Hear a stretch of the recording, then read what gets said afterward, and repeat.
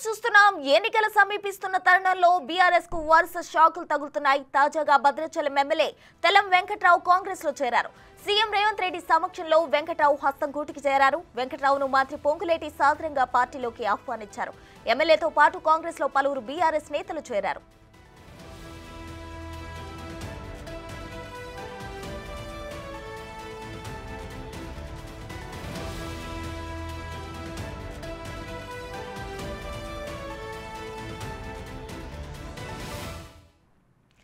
ఇదే అంశానికి సంబంధించి మరింత సమాచారం మా ప్రతినిధి సాదిక్ అందిస్తారు. సాదిక్, చెప్పండి. ఇప్పటికే బీఆర్ఎస్ కు వరుస షాకుల మీద షాకులు తగులుతూనే ఉన్నాయి. ఇప్పటికే చాలా మంది కాంగ్రెస్ గూటికి చేరుకున్నారు. ఇంకా ఎంతమంది కాంగ్రెస్ గూటికి చేరే అవకాశాలు ఉన్నాయి?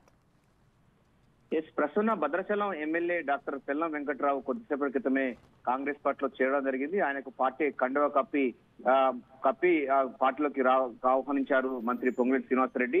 ముఖ్యమంత్రి పిసిసి చీఫ్ రేవంత్ రెడ్డి నివాసంలో జరిగినటువంటి ఈ కార్యక్రమంలో కాంగ్రెస్ పార్టీకి సంబంధించిన నేతలు ఉన్నారు. భద్రాచలం సంబంధించిన బీఆర్ఎస్ నేతలందరూ కూడా ఈ కార్యక్రమంలో పాల్పంచుకోవడం జరిగింది. ప్రధానంగా బీఆర్ఎస్ పార్టీకి పెద్ద షాక్ అని చెప్పాలి. ఎందుకంటే చాలా మంది బీఆర్ఎస్ పార్టీని వీడి కాంగ్రెస్ పార్టీలో చేరుతున్నటువంటి సందర్భం కనబడుతుంది. చాలా మంది అగ్రనేతలందరూ కూడా కాంగ్రెస్ పార్టీ వైపు ర్యాలీ అవుతున్నారు. కాంగ్రెస్ పార్టీలో చేరుతున్న సందర్భం కనబడుతుంది.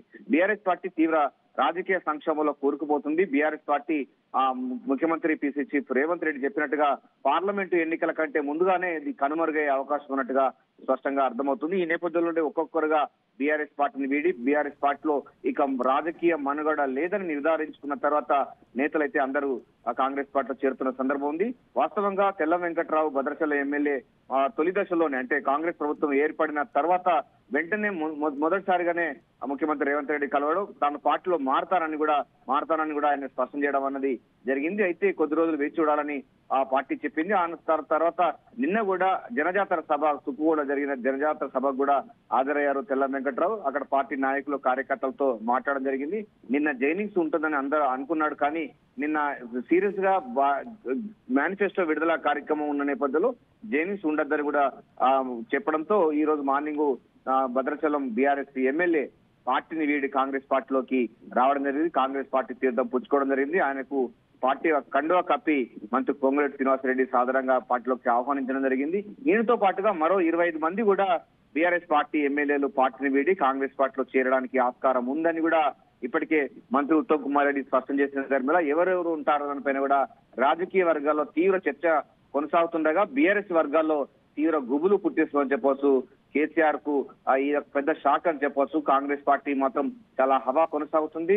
జైనింగ్స్ హవా కొనసాగుతుంది.